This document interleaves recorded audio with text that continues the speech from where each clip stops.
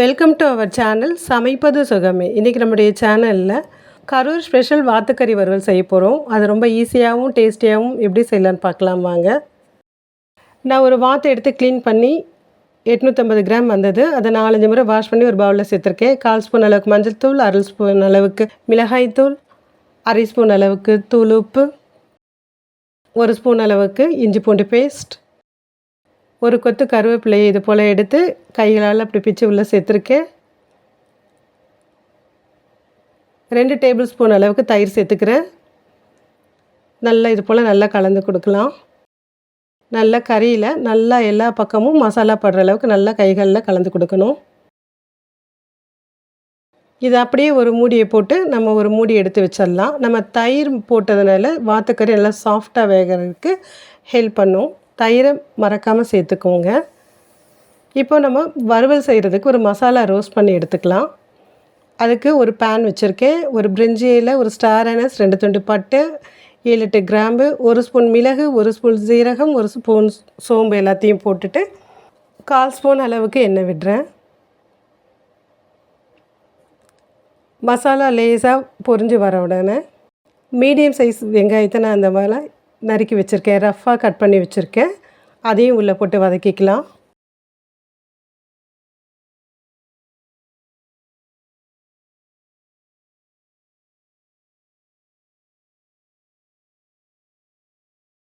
வெங்காயம் ஓரளவு வதங்கி வந்த உடனே 4 அல்லது 5 பீஸ் முந்திரி பருப்பு சேர்த்துக்கிறேன்.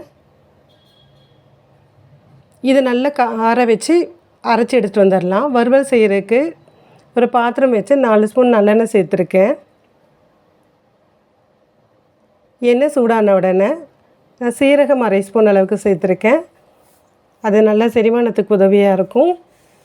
சீரகம் பொரிஞ்ச உடனே 2 கைப்பிடி அளவுக்கு சின்ன வெங்காயத்தை நீளவாக்கில் கட் பண்ணி வச்சுருக்கேன். அதுக்குள்ளே சேர்த்துக்கலாம். அதோட 2 பச்சை மிளகாயை உடச்சி சேர்த்துருக்கேன். ஒரு கொத்து கருவேப்பிலை உருவி போட்டிருக்கேன். எல்லாத்தையும் நல்லா வதக்கிடலாம்.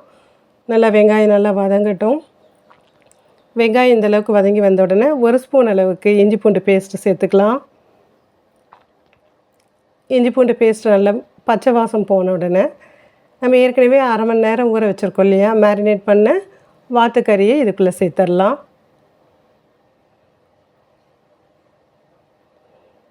வாத்துக்கறியில் உப்பு காரம்லாம் ஏறி நல்லா ஊறி இருக்கும். நல்லா வாத்துக்கறியை நல்லா பிரட்டி விடலாம்.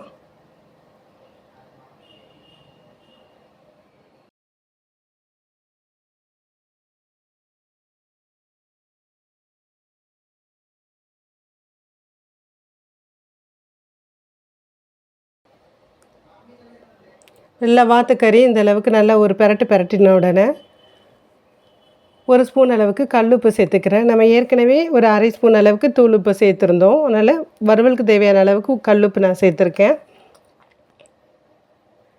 நல்லா பிரட்டி விட்டுட்டு ஒரு மூடி போட்டு தண்ணி விடாமல் மூடியை போட்டு மூடி வச்சிடலாம்.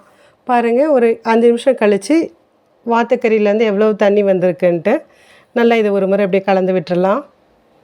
கலந்து விட்டுட்டு நம்ம ஏற்கனவே மசாலா அரைச்சி வச்சுருக்கோம் இல்லையா, அதை இதுக்குள்ளே சேர்த்துடலாம். 1 ஸ்பூன் அளவுக்கு குழம்பு மிளகாய் தூள், 1 ஸ்பூன் அளவுக்கு கொத்தமல்லி தூள் போட்டுட்டு நல்லா இந்த மாதிரி கலந்து விடலாம். இப்போ நான் இந்த மிக்சர் ஜாரை கழுவி தண்ணி விட்டுறேன். நான் ஒரு 1/2 டம்ளர் அளவுக்கு தண்ணியை சேர்த்துக்கிறேன். நான் அப்படியே ஸ்ட்ரைட்டாக பாத்திரத்துலேயே தான் வேக வைக்க போகிறேன்.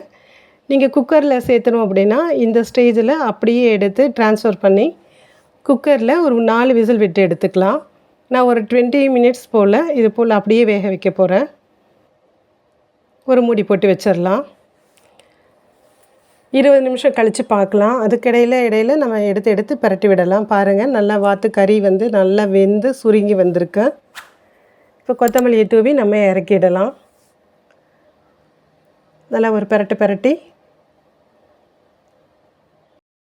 பாருங்கள், ரொம்ப சூப்பராக, ரொம்ப இந்த வாத்துக்கறி அவ்வளோ டேஸ்ட்டாக இருக்கும். நீங்களும் இதே மாதிரி அளவுகளோடு உங்கள் வீட்டில் செஞ்சு சாப்பிட்டு பார்த்துட்டு எப்படி இருக்குன்னு கமெண்ட்ஸில் தெரியப்படுத்துங்க. Thanks for subscribing. Thanks for வாட்சிங்.